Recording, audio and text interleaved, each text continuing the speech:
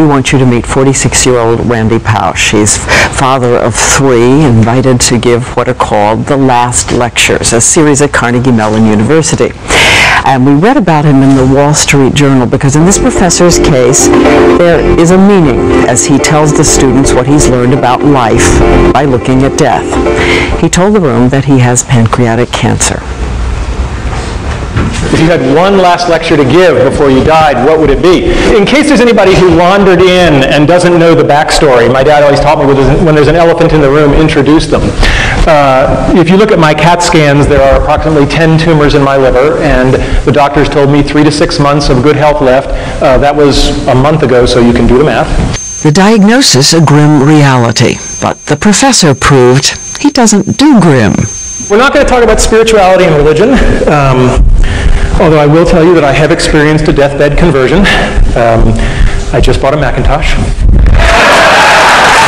Now, I knew I'd get 9% of the audience with that, but if I don't seem as depressed or morose as I should be, sorry to disappoint you. And I assure you, I am not in denial. We cannot change the cards we are dealt, just how we play the hand. And the other thing is I am in phenomenally good health right now. I mean, is the greatest thing of cognitive dissonance you will ever see is the fact that I am in really good shape. In fact, I'm in better shape than most of you.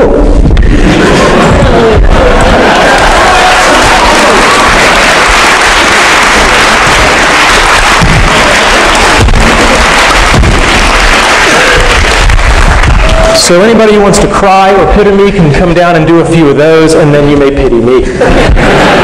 And with the laughter, a way of looking at his life that shines light on the lives of others. I was going back through the family archives, and what was really amazing was I couldn't find any pictures of me as a kid where I wasn't smiling. So what were my childhood dreams?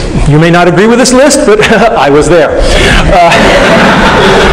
Being in zero gravity, playing in the National Football League, authoring an article in the World Book Encyclopedia. I guess you can tell the nerds early. As you grow, he said, you'll discover that your real friends may surprise you. I had a coach, Jim Graham. There was one practice where he just rode me, all practice. Just, you're doing this wrong, go back and do it again, you owe me, you're doing push-ups after practice. And when it was all over, one of the other assistant coaches came over and said, yeah, Coach Graham rode you pretty hard, didn't he? I said, yeah. He said, that's a good thing. He said, when you're screwing up and nobody's saying anything to you anymore, that means they gave up.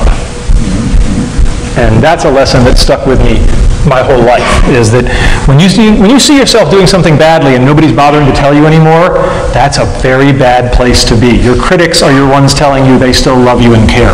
But remember, the brick walls are there for a reason. All right? The brick walls are not there to keep us out. The brick walls are there to give us a chance to show how badly we want something. Because the brick walls are there to stop the people who don't want it badly enough. Don't complain, just work harder. All right, there's a picture of Jackie Robinson. It was in his contract not to complain even when the fans spit on him. Find the best in everybody. You might have to wait a long time, sometimes years, but people will show you their good side. Just keep waiting, no matter how long it takes. And be prepared. Luck is truly where preparation meets opportunity. It's not about how to achieve your dreams. It's about how to lead your life. If you lead your life the right way, the karma will take care of itself. The dreams will come to you. And then his goodbye. Talk's not for you. It's for my kids. Thank you all. Good night.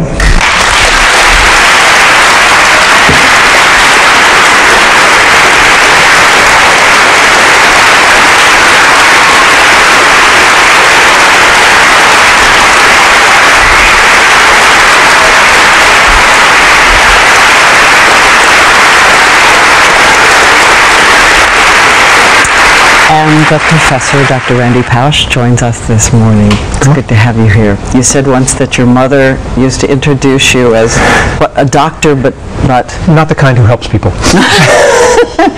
All right. You say you don't do pity. And in fact, at one point you said, don't spare me the talk about herbal supplements when I ask you to give me a break here and let me bring joy and wonder to every moment. Yeah, I've never understood pity and sort of self-pity as an emotion. We have a finite amount of time. Whether it's short or long doesn't really matter. Life is to be lived, and I've never met anybody who was pitying themselves or pitying others who was making the best and highest use of anybody's time. Was it hard to write that lecture? It was hard because I was in the process of moving my family and dealing with all the logistics, so it was an exercise in time management. And I was sitting at Johns Hopkins waiting for the final confirming results of just how bad it was. We already knew my goose was cooked. And I turned to my wife and I said, I've got it. I've got the narrative. There is something unique about me. I did have these childhood dreams, and I did manage to get lucky enough to make most of them come true. And that gave me the arch to put all the life lessons under. And you've said it too, that you're creating memories for your kids, but memories of your values. That it's not about remembering you, it's about remembering what you stood for. Yeah, I think a memorial to the man doesn't make a lot of sense, although Carnegie Mellon is doing some very nice things. It's an incredible university to honor me, but I think that you're absolutely quite right. It's what you stand for is what you want your kids to take away from it. You've said, I'm not afraid of death, but I am afraid of dying. What did you mean?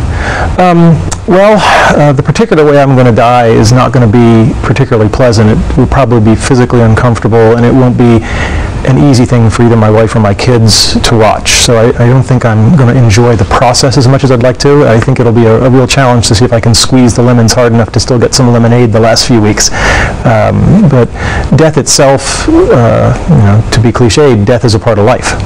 And it's going to happen to all of us, and I have the blessing of getting a little bit of advance notice and being able to optimize my use of time down the home stretch.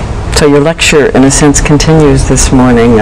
Anything else you want to say to the students all out there in this room and that room, every place across the country? Life is a gift, and again, it sounds trite, but if you wait long enough, other people will show you their good side. And if there's anything I've learned, that is absolutely true. And sometimes it takes a lot longer than you might like, but the onus is on you to keep the hope and keep the waiting.